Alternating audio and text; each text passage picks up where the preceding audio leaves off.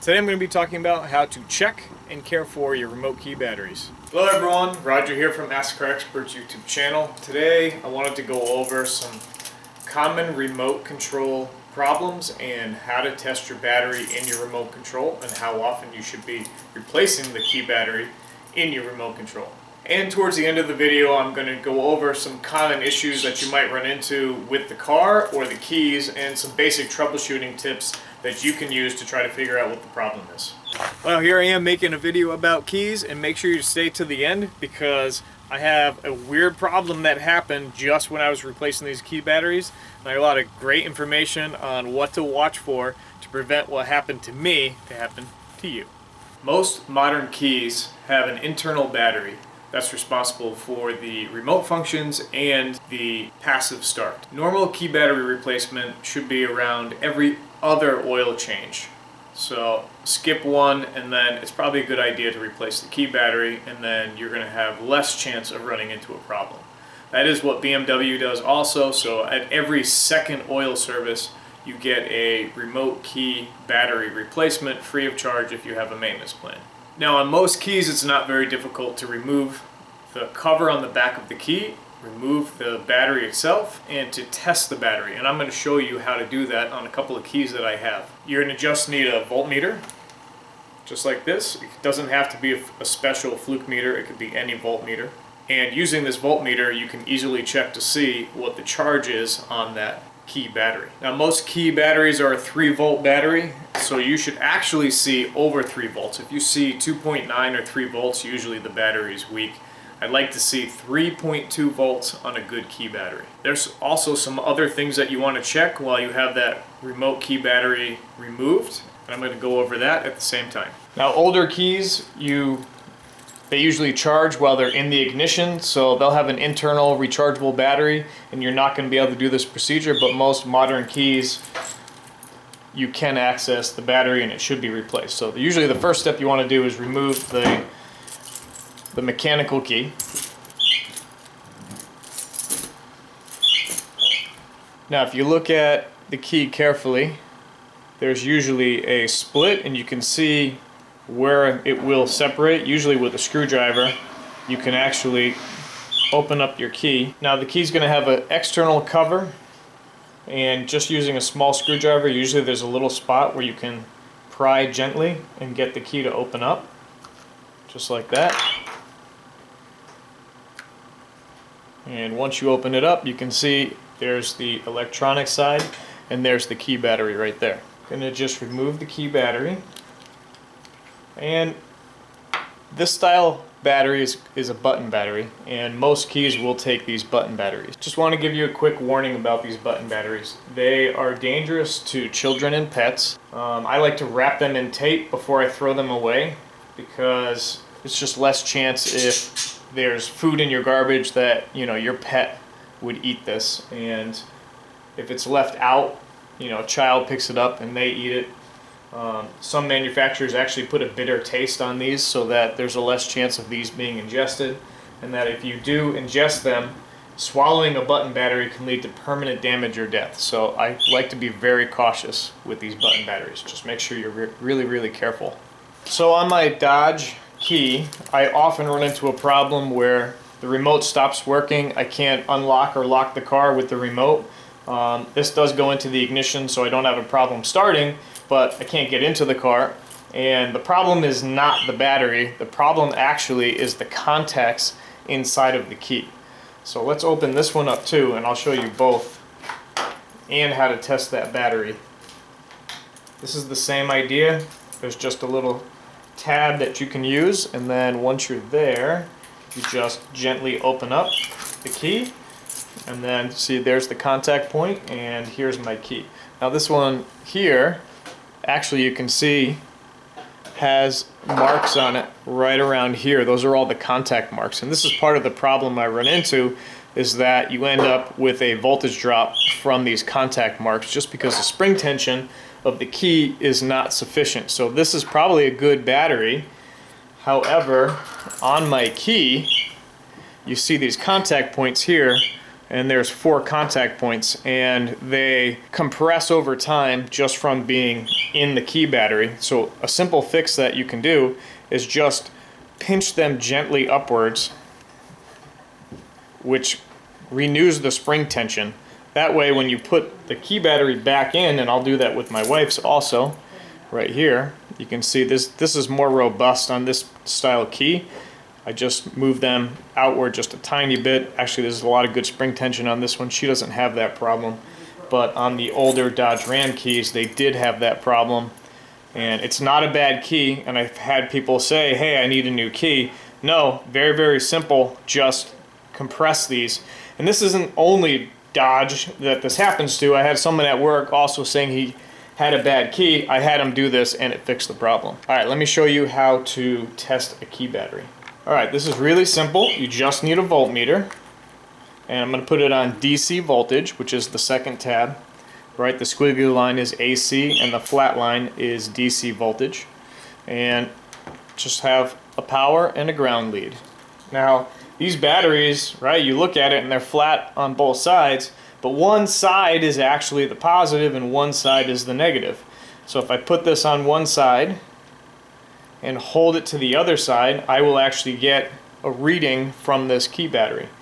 Now, if I switch it, I'll get a negative reading. It's still the same reading, it's just reverse polarity. So let me set this up so you can see.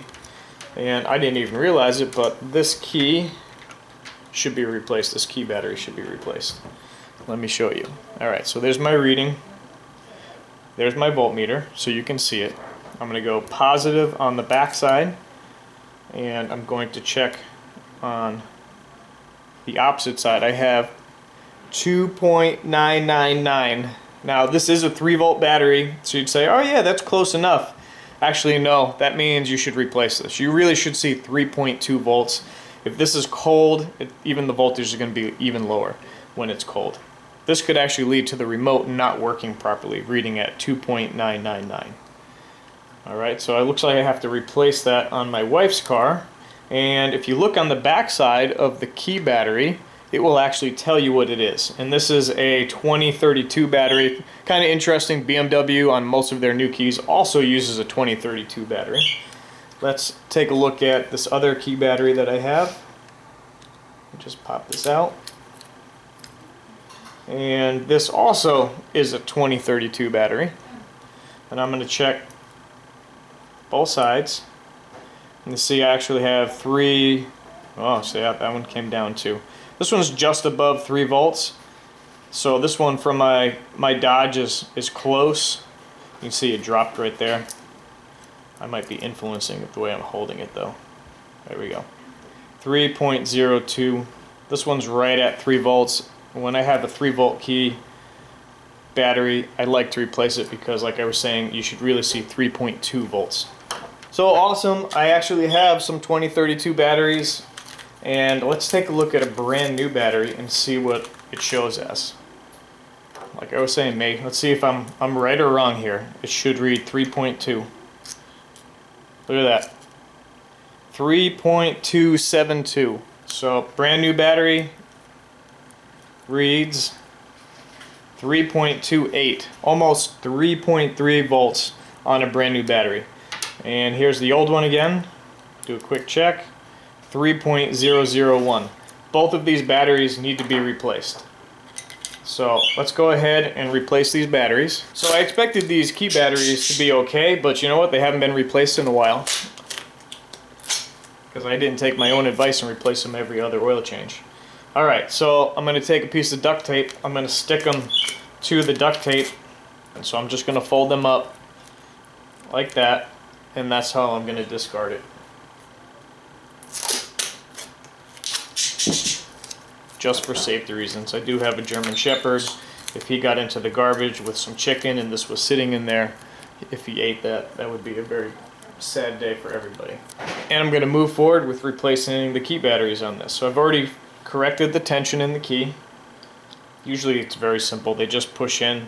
The cross section side is the side that contacts the pins inside the key, and you just line everything up together and just snap it together. And then we'll run outside in a minute to test everything and make sure everything's working. Alright, so grab this other one, and I'll go over some of the common failures that I've seen. For this one too, same thing, right? This is the smooth section here. It goes this way. Usually they have a little spring retainer to hold it in place so it doesn't just fall out. And then you just sandwich them together. Sometimes if you have this style you have to line up some of these buttons, but alright, don't forget to put your mechanical key back in. You might need that for some weird emergency. Now all of these batteries are replaced, we're ready to go. I'm just going to throw it somewhere and no, actually go outside and check it after you replace it just to make sure everything's good, check all functions, and then that way if you do have a problem, you're not surprised, you can take it apart and see what may have gone wrong. Alright, let's go do that now. This key will unlock and lock through comfort access, and it also starts the car.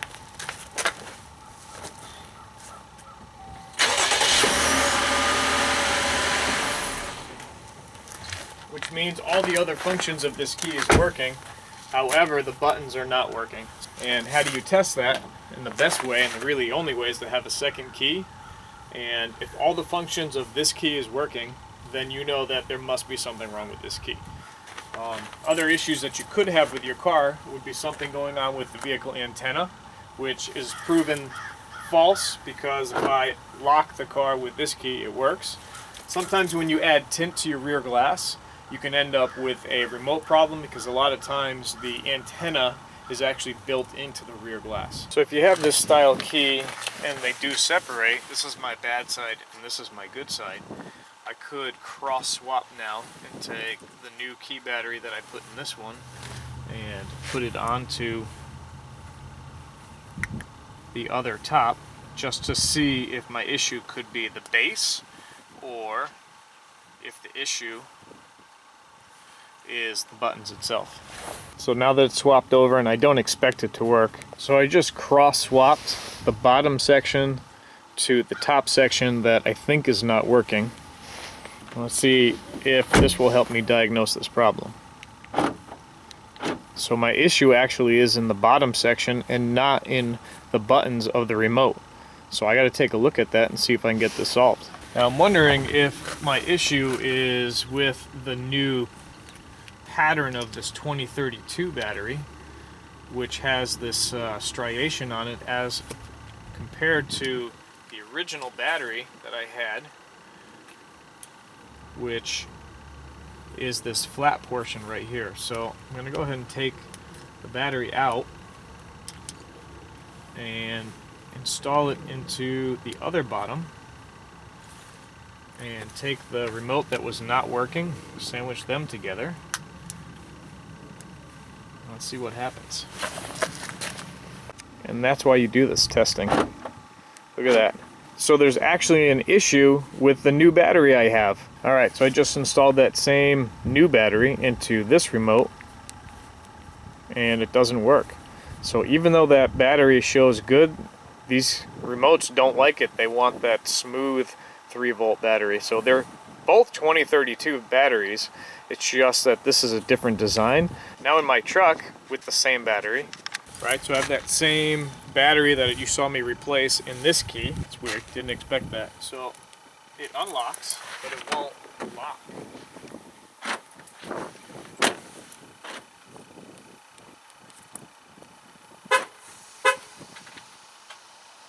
The remote start works, which I can shut off, and I can unlock the car, but it won't lock the car. How weird is that? So that, I think, is all caused from that 2032 battery that I have that has that different pattern on it. Now I could go test this by grabbing those other batteries that I threw in the trash and giving it a shot, but that's not what I expected to happen during this video. I just wanted to show you how to change a remote key battery, but you can see what might happen when you have any kind of change. So I do have the 2032 batteries at work that have the smooth surface as well. So I'm gonna take those batteries back out and put them back in, and I'll probably discard those other 2032s in the new package because they're not gonna work with my car, or they're not gonna work with my truck or my wife's car, just because of that change in the striation. Definitely something I did not expect. All right, let's continue here. So these are the batteries that I put in. It is a cheaper battery. They are 2032s, and you saw that pattern, and I'm gonna discard these because I have that issue, this crisscross pattern on the back of the battery. Now, thankfully, I have one last Energizer one. You can see here, there's like a child warning on the back, and they actually have, if I can get into it, whoa. They have a sticker on the back that you have to peel off. So I'm hoping, and this also is a 2032 battery, peel the back part off, and it's a lot smoother than the other one. There is some small lines in it, but it's nothing like this other one with the crazy lines. Let me show you a side-by-side comparison here. All right, both are 2032. Both are 2032. This one you can feel the raised edges. This one's smooth. So let's stick with Energizer and see what happens. Come back here. All right, so I'm going to take the Energizer key battery, the 2032, and put it into the remote that was not working after I replaced the key battery. Let's snap that together. And let's test it out. Here we go. Look at that. So the Energizer battery fixed the issue when the other 2032 battery, which should have worked, it just had that different pattern, was causing an issue in both my remotes. This one would not work at all, and in my Dodge truck, I could unlock, not lock, but my remote start would work. How crazy is that, and how weird is that? Definitely not what I expected. So let's go over some basic key diagnosis, right? You'd ask yourself, if you had an issue, does any key button work? In our case, it did not work. We did check the battery voltage. We know that we replaced the key battery, and I knew that the remote worked before I replaced the key battery. So that helps me figure out if there is an issue with the key or the battery that I put in.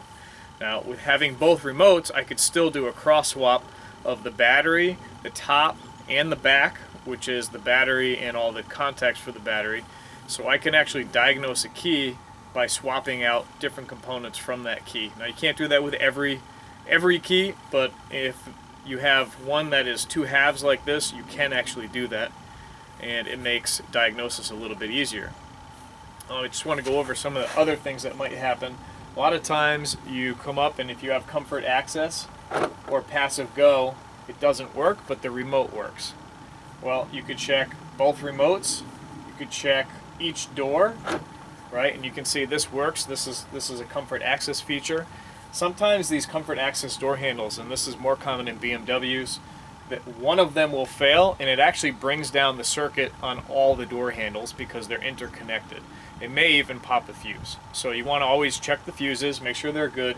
But the trick is, if you go to the A pillars or the pillars, and you have access to disconnect each door at each pillar, like this right here, this is a connector that can be disconnected as it goes through.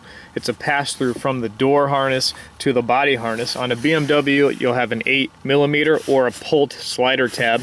And you can actually take this whole connector off and see if the other doors start to work. Now, you can do that one at a time. You can see here's the other connector for the back door. So you can actually disconnect them one at a time and reconnect them and see if the system is restored, and if it is, the issue is in that specific door handle. The issue would be in that specific door handle. Another thing you can do is use a temp gauge. Sometimes when the handles are going bad, they actually feel warm, and they can actually cause a parasitic draw. So if you have a thermal imager or just using your hand, a lot of times you'll actually feel that one door handle is warmer than the others. This is again common on BMWs, and you'll find that that is the door handle causing the problem. The other thing to check is, does your passive go work in the car? So when you hop in and you have a key that is not working and the remotes are not working, if you have the key and you have it somewhere,